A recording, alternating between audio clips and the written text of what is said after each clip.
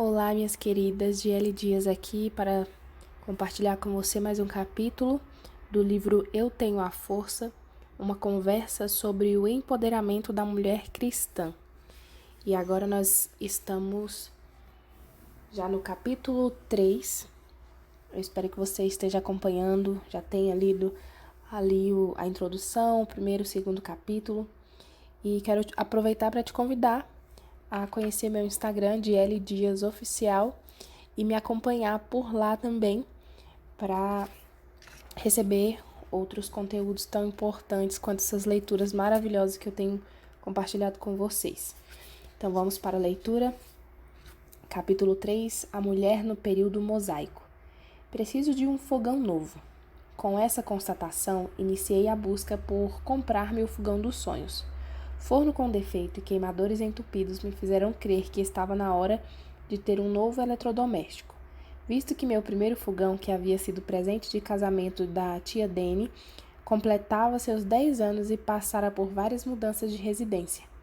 Precisava agora investir em outro aparelho, que inclusive atendesse melhor a demanda de uma família que já tinha aumentado. Eu sabia bem o que queria. Eu desejava o melhor fogão, a melhor marca, 2 fornos, 5 queimadores, painel digital com timer, fornos com dobrador. Quase uma nave espacial. Numa segunda-feira meio corrida, meu esposo sugeriu que fôssemos adquirir o tal sonho.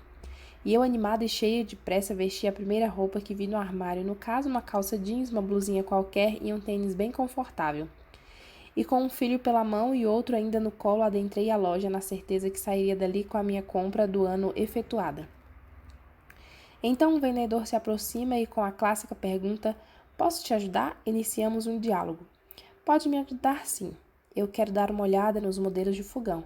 "Ah, sim", ele respondeu, apontando para o setor de compras do eletrodoméstico. O vendedor foi logo me mostrando os fogões que não tinham nada a ver com o que buscava. "Tenho esse em promoção, está bem em conta", disse o lojista. Eu olhei bem para o fogão em liquidação e argumentei: "Você só tem fogão dessas marcas mais populares? Queria um fogão melhor." Nesse instante recebi um olhar descontente do vendedor, que deu mais uns passos e me mostrou outro modelo um pouco superior aos primeiros apresentados. Mas eu ainda insisti. Na verdade, desejo um modelo de 2 fornos e assim descrevi toda a máquina potente que desejava. E sabe o que ouvi daquele atendente? "Olha, esse modelo que a senhora quer é muito caro, mas vou ver se encontro um desse tipo que não seja um lançamento." Nesse momento percebi o que estava acontecendo. Então, com a dignidade que ainda me restava, engoli seco o julgamento que recebera e perguntei: "O que te faz concluir que não tenho condições de comprar o fogão que está em lançamento?" Com esse questionamento no ar, pois não obtive resposta, saí da loja sem efetuar a compra e sem nem sequer ter avistado o fogão dos sonhos. Eu me retirei daquele estabelecimento muito indignada, pensando como as pessoas estão despreparadas para o atendimento. 5 minutos depois, enquanto andava pela rua, ainda sem acreditar no que acontecera, eu pensava o quão comum foi aquele julgamento, uma vez que estava mal vestida, com 2 crias a tiracolo, uma vez que sou mulher e negra. Mas, enquanto os pensamentos ainda me remetiam à Michelle da adolescência, insegura, desajeitada e com baixa estima, meu marido segurou forte minha mão como quem estivesse lendo os meus pensamentos, e resoluto como ele é, me disse: "Vamos ao shopping? Lá será mais fácil encontrar o fogão que você tanto quer." Rumo ao shopping, me deparei com minhas concepções mais profundas. Que Michelle você decide ser hoje? Aquela mendiga emocional que precisa que os outros te digam quão boa você é para que te sintas melhor, ou vais escolher ser a Michelle que um dia descobriu sua real filiação, que se percebeu filha do Deus poderoso, que a adotou através de sangue vertido? Refleti ainda que não posso ter controle sobre como a sociedade me vê ou como serei tratada pelo próximo, mas eu posso ter controle sobre como me sinto ante essa sociedade que me julga, que delimita padrões e estereotipa os que podem ou não podem alguma coisa. Por muito tempo caímos no discurso sou muito bem estruturado de que somos vítimas da sociedade. Aceitamos o coitadismo e permitimos que transformassem as grandes mulheres que desde sempre existiram em vítimas, apagando seu legado para ficar mais justificável o fato de sermos tão fracas hoje. Também nos acomodamos numa confusão conceitual da relação da mulher do passado com o sistema que incorporou padrões sociais, leis que limitavam sua performance. No entanto, como já dito em páginas que para trás ficaram, se faz necessário aprofundamento para uma melhor compreensão. Não nos contentemos com o raso, vamos imergir no entendimento da formação das estruturas socio-relacionais da antiguidade e perceber como é possível gerarmos uma mudança em nosso hoje. Na sequência da história da primeira sociedade, a qual tem seus respingos no hoje, temos o período de Moisés. Segundo o evangelista Moody, o período após a morte de José trouxe uma mudança completa nas condições dos israelitas. De protegidos dos governantes semitas, tornaram-se os temidos escravos de uma nova dinastia de reis egípcios nativos. No entanto, quando liberto da escravidão do Egito, Israel foi em seguida levado pelo Senhor ao Monte Sinai. A esta altura, o povo de Deus era uma multidão desorganizada, briguenta e sem fé. Tinha de ser moldado em uma nação capaz de servi-lo. E aí chegamos na lei mosaica. Falar da lei mosaica é também discorrer sobre essa sociedade que a compunha, os hebreus. Eles habitaram uma parte do antigo Oriente Próximo, eram originalmente povos nômades que viviam em tribos e se fixaram na região da Palestina, distinguindo-se como uma sociedade agrária, patriarcal e monoteísta. Os israelitas passaram por diferentes fases de desenvolvimento. No âmbito histórico, divide-se a narrativa de Israel em período patriarcal, com a atribuição político-social de povo nômade, período dos juízes, compostos pelas 12 tribos, período dos reis, sob a qual existe a centralização do poder e a criação de uma monarquia hebraica. Este período abrange os reinados de Saul, Davi e Salomão, reino dividido do século X ao século VI a.C., formado pelos reinos do norte, reino de Israel com capital em Samaria, e do sul, reino de Judá com capital em Jerusalém. Período de domínio estrangeiro corresponde ao cativeiro da Babilônia, subjugações pelos persas, gregos e romanos sucessivamente. Deve-se levar em conta que os escritos de Moisés, os primeiros 5 livros da Bíblia conhecidos como Pentateuco, são registros de um período de dominação patriarcal, de forma que a mulher, durante a maior parte da sua vida, encontrava-se sob a tutela de algum homem, seja o pai, o marido ou algum irmão. As mulheres ocupavam dessa forma um espaço subalterno e dependente dentro da estrutura familiar e social do antigo Israel. Contudo, quando nos detemos a analisar as várias leis às quais a comunidade era submetida, constata-se uma necessidade de impor um código de conduta que organizasse a sociedade que estava à beira do caos e dessa forma trouxesse certa dignidade à mulher. Essas normas abrangiam todo o cidadão, porém havia leis específicas para as mulheres, regras que não revelavam quem era a mulher, mas sim revelavam como era a sociedade na qual vivia. Conheço uma parte do regimento revelado nas Escrituras. Se alguém seduzir qualquer virgem que não estava desposada e se deitar com ela, pagará seu dote e a tomará por mulher. Êxodo 22:16. Se um homem adulterar com a mulher do seu próximo, será morto o adúltero e a adúltera. Levítico 20:10. Se um homem se deitar com uma mulher durante a menstruação e com ela se envolver sexualmente, ambos serão eliminados do meio do seu povo, pois expuseram o sangramento dela. Levítico 20:18. Se um homem se casar com uma mulher e depois não a quiser mais, porém encontrar nela algo que ele reprova, dará certidão de divórcio à mulher e a mandará embora. Deuteronômio 24:1. Se um homem amaldiçoar a seu pai ou a sua mãe, será morto. Levítico 29. E ainda o mandamento: honra teu pai e tua mãe. Êxodo 20. Já ouvi muitas mulheres demonstrarem indignação ao se depararem com as leis codificadas por Moisés.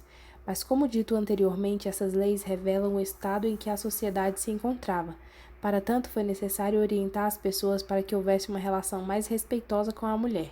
A priori, pode até parecer que as regras limitavam e subjugavam a mulher, mas se nos distanciarmos um pouco do texto e pensarmos no contexto, entenderemos o quão protetivas elas eram. Dizer que, se o homem não quisesse mais a mulher, deveria mandá-la embora, não significava desprezo ou abuso. visto que essa prática já era comum.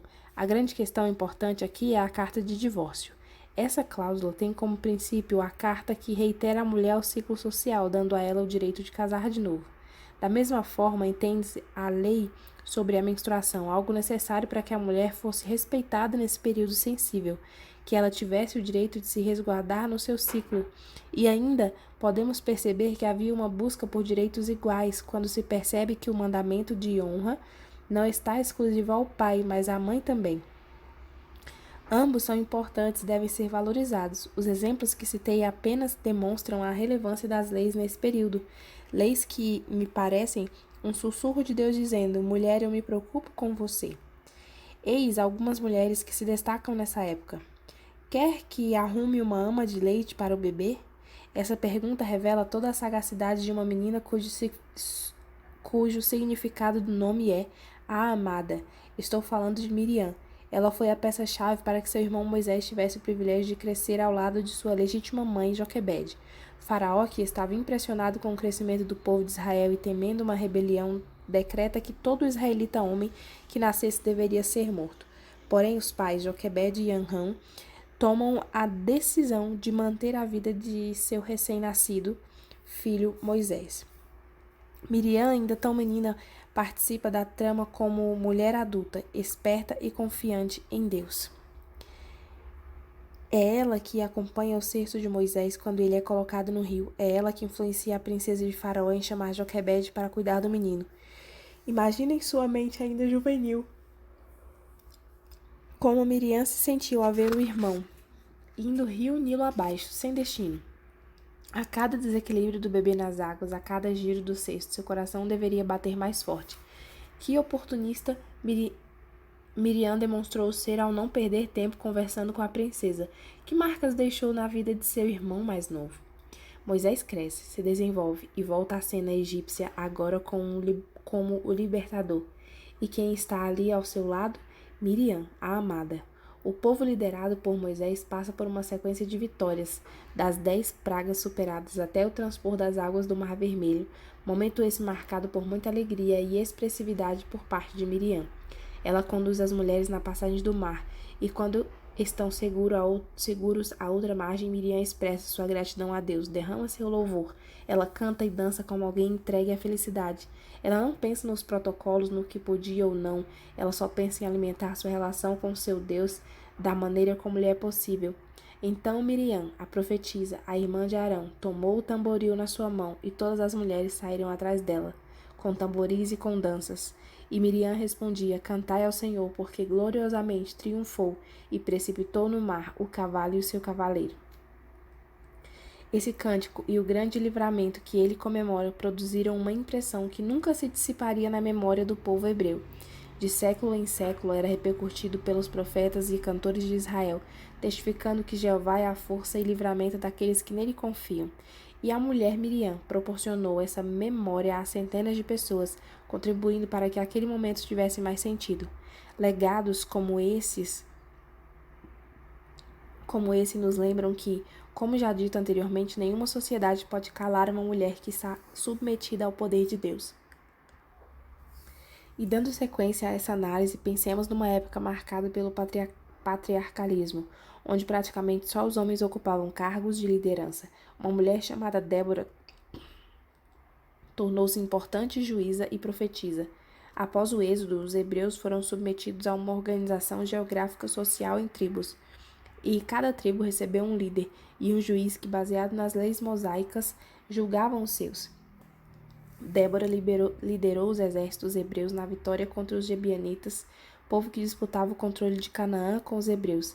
A história de Débora está narrada nos capítulos 4 e 5 do livro de Juízes. Naquele tempo, Jabim, rei de Canaã, possuía um exército tão forte que muitos israelitas foram obrigados a se tornar servos dele. O chefe do exército do rei Jabim era Sísera. Certo dia, Débora mandou chamar o juiz Baraque e disse-lhe: Deus disse: tome 10.000 homens e leve-os ao monte Tabor.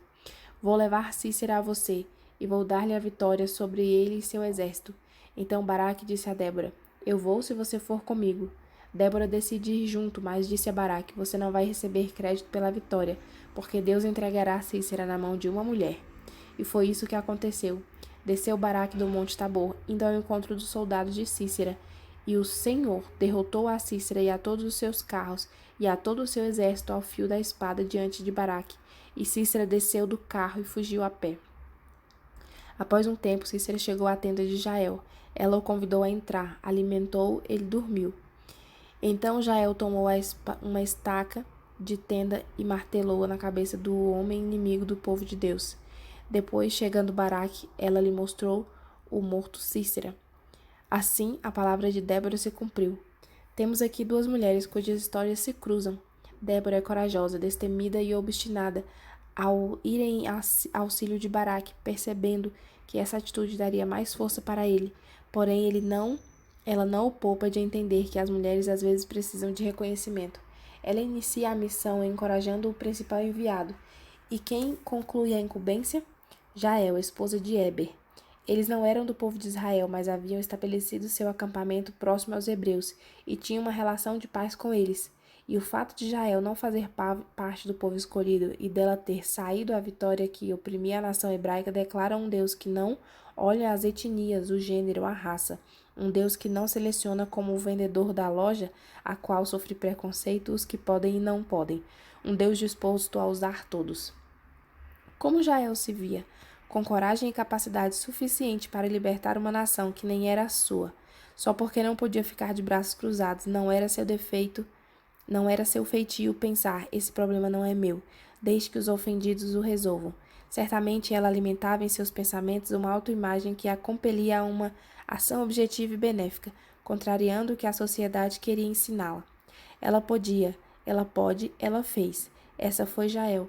E no mundo de mulheres surpreendentes ainda quero trazer à memória uma que poderia muito bem ser considerada a senhora do século XXI. Raabe, a prostituta que recebeu os espias em sua casa, do hebraico rachad, amplo, ou Raá, tempestade. Designação de um grande poder maligno. Raabe morava em uma casa fixada nas muralhas de Jericó. Ao cair da noite, os espias enviados por Josué em uma missão secreta para fazer um reconhecimento da cidade de Jericó, a fim de posteriormente atacá-la, batem à sua porta. A prostituta os recebe. Percebe que são israelitas, porém conversa com eles, ouve suas histórias, até que a visita é interrompida por mensageiros do rei que ficam sabendo da estada dos espiões em suas terras. No entanto, Raabe prefere mentir sobre o destino deles, despistando os homens que estavam atrás dos filhos de Deus. Então chega o momento de os espias partirem, e Raabe, que se encontra totalmente envolvida pelo Deus dos hebreus, faz um pedido. Sei que Jeová lhes entregará essa terra, disse aos espiões. Soubemos que ele secou o mar vermelho quando vocês saíram do Egito, e que mataram os reis Sião e Og. Eu fui bondosa com vocês, por isso prometam-me que serão bondosos comigo. Salve meu pai e minha mãe e meus irmãos e irmãs. Os espiões prometeram-lhe isso, mas Raabe tinha que fazer algo. Tome esta corda vermelha e prenda à janela, disseram-lhe, e ajunte todos os seus parentes na sua casa. Quando todos voltarmos para tomar Jericó, veremos esta corda na sua janela, e não mataremos a ninguém na sua casa. Quando os espiões voltaram a Josué, contaram-lhe tudo. Cara leitora, imagine nesse momento Raabe chegando para seus pais e contando o episódio que vivenciara. Pai, mãe, tenho algo a lhes dizer. Eu recebi 2 homens em minha casa. Até aí nenhuma novidade, já que seu trabalho envolveu o recebimento de homens em sua residência. Os espias de Israel atacarão Jericó e arrasarão com tudo, mas eles me prometeram que quem estiver dentro da minha casa não será atingido. Que história estranha, os pais devem ter pensado, e vários possíveis questionamentos acontecem. Como confiar em estranhos? Que exército é esse que conseguirá acabar com a fortaleza que é Jericó? Difícil para os pais crerem em suas palavras, mas Raabe estava contagiada por suas crenças. Ela apenas tinha ouvido falar do Deus dos israelitas, ouvira falar do milagre do Mar Vermelho e quanto o divino os protegeu no deserto. E ouvir falar foi o suficiente para crer, alimentar em seu coração o desejo de ser salvo por essa nação.